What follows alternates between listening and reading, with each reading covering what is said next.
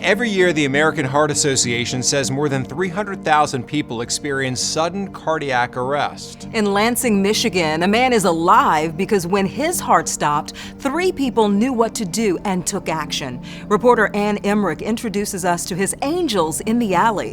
And we want to warn you, this story includes video of a medical emergency.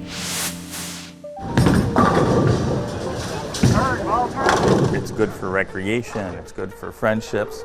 And it doesn't hurt that I'm a pretty good bowler, too. Dennis Kelly is among dozens who show up every week to city limits in Mason for the Monday Night Bowling League. He averages a 195, and friends say he's a pretty good person, too. Go out of his way to do anything for you. Scott Shaberg works at the bowling alley, bowls with Dennis, and calls him one of his best friends. I was on the next lane over, yep, we were bowling against each other that night. A night, the sound of bowling balls hitting the pins stopped, and the alley stood still. Dennis was getting ready to bowl when he collapsed. 911, where's your emergency? We have a person down. We're in the bowling alley, Mason city limits. So just kind of out of the blue, really no warning. We were all scrambling around trying to get him some help.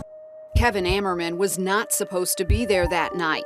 He agreed to substitute on a team and was about 10 lanes down from Dennis. Being a retired paramedic, I kind of made my way down there to see what was going on. Dennis had suffered sudden cardiac arrest. Is he conscious right now? Is he awake? Nope.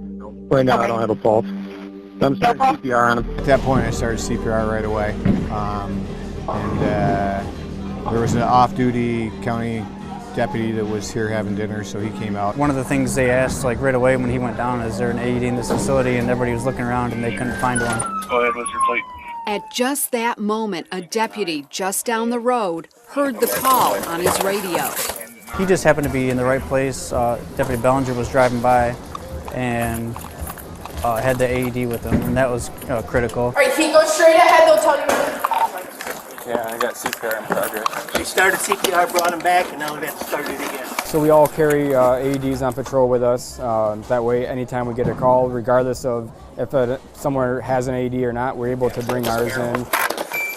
First responders say that AED, or automated electronic defibrillator, was key to saving Dennis Kelly's life. Everyone clear? Good? Clear. Shocking? Shock delivered. Okay, second shock. I think it ended up delivering 4 shocks total. But when they loaded him in the ambulance, he actually had his heart rate back. 1, 2, 3. By his side in the ambulance, his buddy Scott, on the phone with Dennis's wife. Most people, your brain automatically goes to the worst case scenario. And that's what I was thinking. I was like, oh my God, what am I gonna do? A wife who battled cancer for 2 years and just celebrated her final treatment.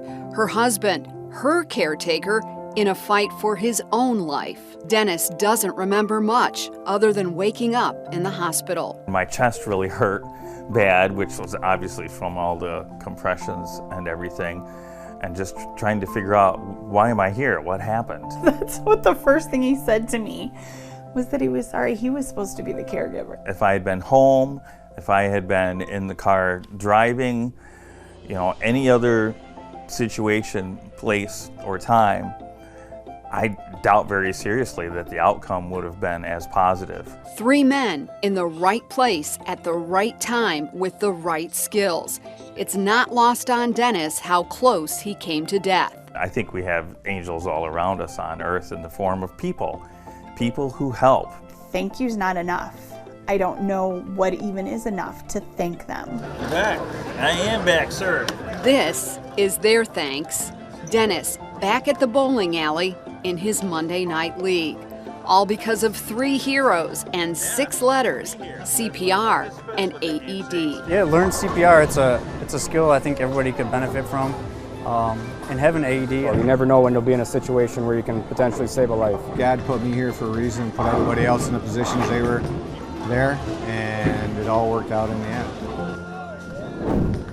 People who suffer cardiac arrest in public are more likely to survive if a bystander uses an AED before an ambulance arrives.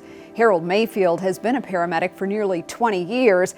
Mayfield says you don't need training to use an AED. You hit a button and it tells you exactly what to do. It's like Control-Alt-Delete, on your computer when nothing's working. That's what we're doing with the AED, is Control-Alt-Delete, get it to restart, and hopefully it goes right back into its natural rhythm. The American Heart Association says when it comes to cardiac arrest, time and use of an AED means survival. We know for every 1 minute that somebody does not have CPR performed or an AED used, their chances of survival go down by 10%. So that means you have this 10-minute window really to make a huge impact on whether or not somebody is going to survive their cardiac arrest outside of the hospital. Dennis is among the 10% who the association says survive cardiac arrest outside of a hospital. As for the bowling alley, they now have their own AED. In Lansing, Michigan, I'm Ann Emmerich. Watching him after all of that happened was just amazing to explain that he didn't really know what happened and he's just happy to be alive. Look, I think things are meant to be, and those people were meant to be there at that time in that place and saved his life. Yeah. And he had a pretty good bowl at the end there of that He story did, too. Yeah, and we he should still all got it. learn CPR. You are right about that. Good lesson.